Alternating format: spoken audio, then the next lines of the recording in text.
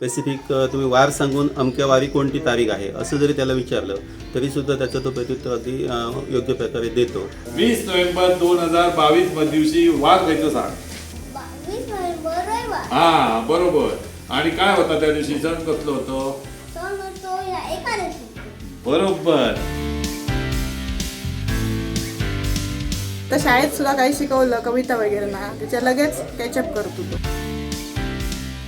तर आमच्याकडे कोण पाहुणे आले ते त्याला माहित असतं ते कधी आले ते तो बरोबर सांगायचा या तारीखला तुम्ही आलेलात आमच्याकडे. जुलै 2022च्या बुधवारी खयची तारखे येतात? 6, 13, 20, 27. हा. आणि सण खयचे येतात? 13 तारखेक कुठलो सण येतात? गुरुपौर्णिमा. बरोबर. समाजात अशी काही मुलं अनपेक्षितपणे आढळून येतात जी आपल्या चमत्कारी गुणवैशिष्ट्यांमुळे चर्चेचा विषय बनतात. या मुलांच्या अलौकिक गुणवैशिष्ट्यांमुळे अनेक जण त्यांना चमत्कारिक बालके म्हणूनही संबोधतात. काही जण तर त्यांच्याकडे दैवी बालके म्हणूनही पाहतात. दोडामार्ग तालुक्यातील कळणे या गावात अवनीश उमेश देसाई हा अवघ्या 8 वर्षाचा मुलगा सध्या त्याच्या अफाट कॅलेंडर ज्ञानामुळे प्रचंड चर्चेत आलाय. कळणेतील जिल्हा परिषदेच्या शाळा नंबर 3 मध्ये इयत्ता 3रीत शिकणाऱ्या अवनीश मागील 50 वर्षातील आणि पुढील 10 वर्षातील कॅलेंडरची अचूक माहिती सांगतो. तुका हे लक्षात कशा होतं रे? तू पाठ करताय की बघितलाय का तुझ्या लक्षात होता? तुका आवडतं कॅलेंडर बघू आवडतात? 1 मे 2026 त्या दिवशी काय असा? महाराष्ट्र दिन. म्हाका आणखीन एक सांग की या 12 नोव्हेंबर 2022 वार खयचो होतो आणि सण काय होतो? काय? 12 नोव्हेंबर 2022. वार होतो शनिवार. हा संकष्टी. बरोबर ना रे? भारी कसं आहे तुला. आता माका सांग त्याच्यातला तुका सांगताय 2022 मधल्या 8 नोव्हेंबरला काय होता आणि वार खयचो होतो आधी सांग. पहिल्यांदा वार सांगा. हो. मंगळवार. हा. आणि काय होतं त्या दिवशी? गुरु नानक जयंती. बरोबर. त्याला तारीख, महिना आणि वर्ष सांगितलं की त्या दिवशीचा वार, त्या दिवसाचा दिनविशेष तो अचूकपणे सांगतो. एकदा का त्याने कॅलेंडर पाहिलं की ते संपूर्ण कॅलेंडर, त्यातील इत्थंभूत माहिती त्याच्या मेंदूत कायम स्वरूपी फिट होऊन जाते. 2025 हा त्या दिवशी शुक्रवारच्या कुठल्या तारखा येतात सांग? शुक्रवारच्या हो 2025 मध्ये 1, 8, 15, 22, 29. बरोबर. आता मी तुला आणखी एक विचारतो. हा आता 2022 मध्ये 2022 मध्ये सोमवारच्या दिवशी कुठल्या तारखा येतात? महिनो कसलो? 2022 नोव्हेंबर. नोव्हेंबर सोमवारच्या हो सांगा. सांग. 7, 14, 21, 28. हा. आता एक मला सांग 2 जुलै 2022च्या बुधवारी खयची तारखे येतात? जुलै 2022 बुधवारच्या हो 6, 13, 20, 27. हा. आणि सण खयचे येतात? 13 तारखेक कुठलो सण येतात? गुरुपौर्णिमा. बरोबर. 20 नोव्हेंबर 2022 दिवशी वार खयचो सांग? 22 नोव्हेंबर रविवार. हा बरोबर. आणि काय होता त्या दिवशी, सण कसलो होतो? सण होतो या एकादशी. बरोबर. एवढ्या लहान वयात एवढी स्मरणशक्ती पाहून आश्चर्य वाटल्याशिवाय राहत नाही. केवळ कॅलेंडरच नव्हे तर अवनीशला कुठल्याही नावाचं अचूक स्पेलिंग सांगायचा छंदच जडलाय. सामंत. सामंत. SAMANT. हा. आता विनोद सांग त्या काकांचं नाव सांग. विनोद परब. VINOT. हा परब. PARAB. आता तू हय बघतय की नाही असं असं तर खय लिहिलेलं असतं तर वाचतय का? बाहेर कोण आहोत फक्त. हा तू बाहेरनं कोण तुका दाखवता की काय आता का वाचून? मी परत स्पेलिंग लिहिले माझ्याकडे वही आली माझ्या पप्पाने दिली. होय का? ती लिहून काढतं आणि लिहूक आवडता तुका? होय. काय लिहितय काय काय लिहितय? 200 स्पेलिंग आलेले 200 स्वतः तयार करून हो वा भारीच ना रे. मी आपणच लिहिते मी कडे अंकन लिपीत बघून नाही लिहिली. हा अंकन लिपीत आरती बघून नाही लिहिली. हा तू स्वतःच तयार करत. हो मग तुका समजतात कशी आता शाळेत तुझ्या एवढ्या तिसरीत काही शिकवतात तरी तुका समजतात कशी. ते उच्चार दिलेले आहेत. हा गुरुजीने शिकवले तुका. हो ते उच्चार दिलेले आहेत. हा त्याच्यावरनं तुका हे समजता. हो तो मराठी शाळेत शिकत असूनही इंग्रजीतून स्पेलिंग सांगू शकतो. अवनीशच्या या थक्क करणाऱ्या गुणवत्तेची सध्या खूप जोरात चर्चा होत असली तरी त्याच्या या वेगळेपणाबद्दल आणि त्याच्या वेगळ्या स्वभाव वैशिष्ट्याबद्दल अवनीशचे आई वडील आणि शिक्षकही काहीसे चिंतेत आहेत. तुम्ही अवनीशच्या आई ना. मला थोडं अवनीश बद्दल सांगा की तो घरात कसा असतो किंवा हे काय करतोय, हे सगळं ज्ञान तो घेतोय जो सगळ्यांना चमत्कार वाटत, काय करतो त्याची आवडी निवडी काय आहे. त्याला आवड कॅलेंडरची आधीपासूनच आहे. पहिलीपासून कॅलेंडर बघितलं ना की कुठेही त्याला दिसलं तरी त्याला उत्सुकता बघायची. हा. कुठेही दिसलं कोणाकडे दिसलं तर घेऊन यायचा घरी. आणि कोणी म्हणजे म्हणायला पाहिजे त्याला घे तुला ते, मग त्याला आनंद वाटायचा आणि तो घेऊन यायचा आणि ते सगळं बघायचा उलटून पालटून सगळं. ओके. आणि त्याच्यात त्याला आवड निर्माण झाली. 15 पासून आमच्याकडे कॅलेंडर होतीच आधीची. बरोबर. ती त्याने सगळी वाचली. परत पण कोणाकडे कॅलेंडरची आवड कशी काय त्याला झाली, म्हणजे कॅलेंडरच कसं काय त्याला निवडलं. कारण ती आमच्याकडे होती ती त्याने बघितली आणि त्याला ती आवड निर्माण कशी झाली काय ते पण ते एकदा बघितल्यानंतर ते सगळं लक्षात राहतं. लक्षात राहतं. हा हा हा. आता शाळेत सुद्धा काही शिकवलं कविता वगैरे ना त्याच्या लगेच कॅचअप करतो तो. पण ते मागची काही तो सांगतोय ती सगळी त्याने कॅलेंडर बघितलेली आहेत की तो आपल्या 15 पर्यंत बघितली त्याने कॅलेंडर हा आणि 27 पण त्याने बघितलंय. हा. आधीच पण आहे. पण 15च्या मागची तो सांगत नाही. सांगतो ते पण सांगतोय. 2000 पासून अॅक्युरेट सांगतो तो. 2000 पासून. हा. आधीच पण सांगतो. कोणी कोणी विचारलेलं आता तारखा ना 96 वगैरे त्याच्या पण सांगितलं त्याने. पण घरात तू कसा असतो, शांत घरात असाच. काय आता म्हणजे जसा तुम्हाला दिसला ना तसा चंचल. चंचल असतो. हे घे ते घे. पण स्वभाव कसा आहे, हट्टी वगैरे असं स्वभाव काय. हट्टी आहे. लहानपणी खूप रडायचा वगैरे घाबरट आहे. ऍटम बॉम्ब वगैरे बघितले ना खूप घाबरतो. हा फटाक्यांना घाबरतो. हा हा अजूनही घाबरतो. हा हा आम्ही चतुर्थीला वगैरे लावत नाही. हा हा हा. कुठेही वाजले तरी कानात बोट घालणार. हा.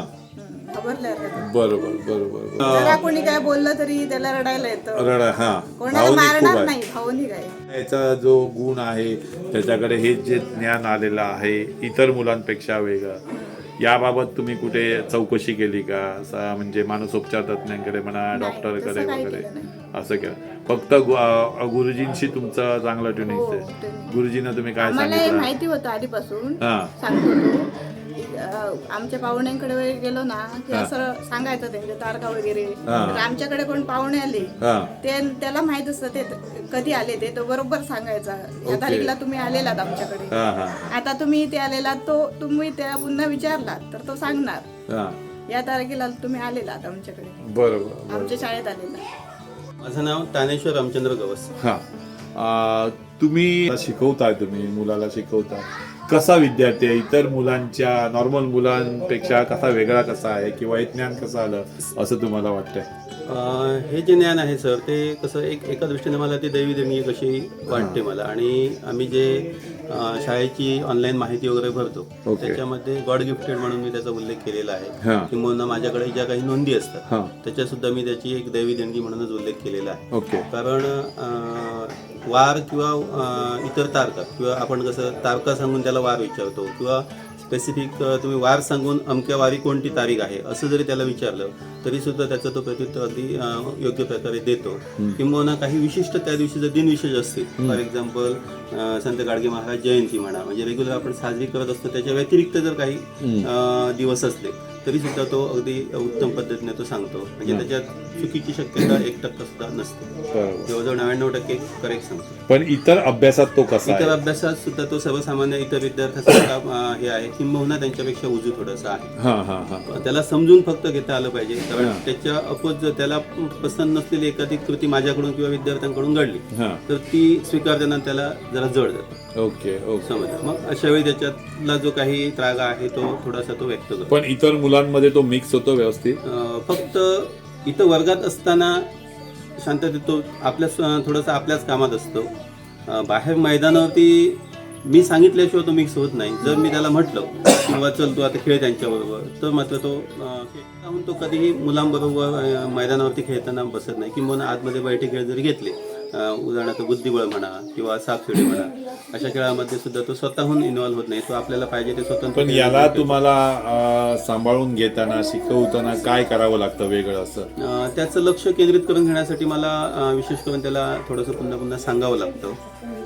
बाकी तसा त्रास, त्याचा अन्य मुलांना त्रास वगैरे असा विषय त्याचा काही तसं नाही जाणवत. काय फक्त मी मागाशी म्हटलं तसं तुम्हाला त्याच्या विरोधात ज्यावेळी म्हणजे थोडं काही गोष्टी अशा असतात की आता उदाहरणार्थ त्याला बाबा मुलं त्याच्या सुरक्षिततेसाठी सांगतात की इथून तो आता उंच भाग आहे ना, मग तिथून उडी मारू नकोस, तिथून उडी मारू नकोस, असं त्याला ते वाक्य त्याच्या ह्याच्या निगेटिव्ह असं जातं. मग त्यावेळी त्याला मात्र ते चलतं आणि तो सरळ मला उडी मारू नको म्हटलेलं आहे, समजलं का? आणि मला नकारात्मक म्हटलं किंवा दाबून सुद्धा हे तू कर असं जरी म्हटलं, तर त्याला जर ते असं वाटलं की हे माझ्या बाबतीत थोडंसं नकारात्मक आहे, तर अशा वेळी मात्र तो तक्रार माझ्यापर्यंत घेऊन येतो किंवा थोडंसं रडवेला होतो. पण ते मग एक समोरच्या मुलांना मी त्यांना सांगून ठेवलेलं आहे की बाबा आपल्याला हे ठेवण्यासाठी, त्याच्याशी संबंध चांगले ठेवण्यासाठी एक आपण सॉरी हा शब्द त्याच्यासाठी वापरूया, समजा. आणि तो सांगितला की लगेच तो पुन्हा हसायला सुरुवात करतो. म्हणजे खूप वेळ तो ताणून धरतो, अशातला तसा भाग नाही. दैनिक तरुण भारतने मात्र अशा वैशिष्ट्यपूर्ण मुलाच्या अलौकिक गुणवत्तेमागील रहस्य जाणून घेण्याचा प्रयत्न केला. यासाठी तज्ज्ञ मानसोपचार तज्ज्ञांशी चर्चाही केली. वैद्यकशास्त्रामध्ये अशा गुणवैशिष्ट्यांवर अतिशय उच्च दर्जाचं संशोधन झालेलं आहे.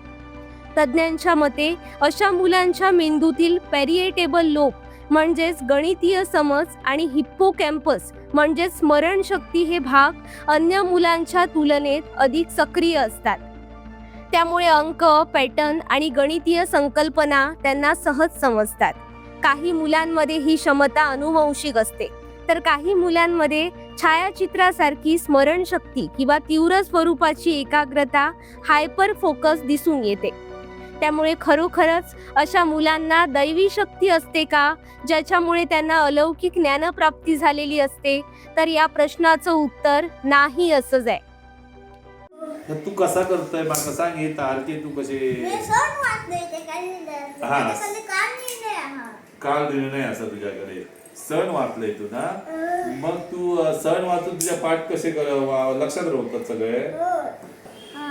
19 एप्रिल 1970 माझा जन्म झाला, त्या दिवशी वाकायचं होतं 19 एप्रिल 1970. 19 एप्रिल 1970 वार सांगतोय. सांगा बरोबर सांगू.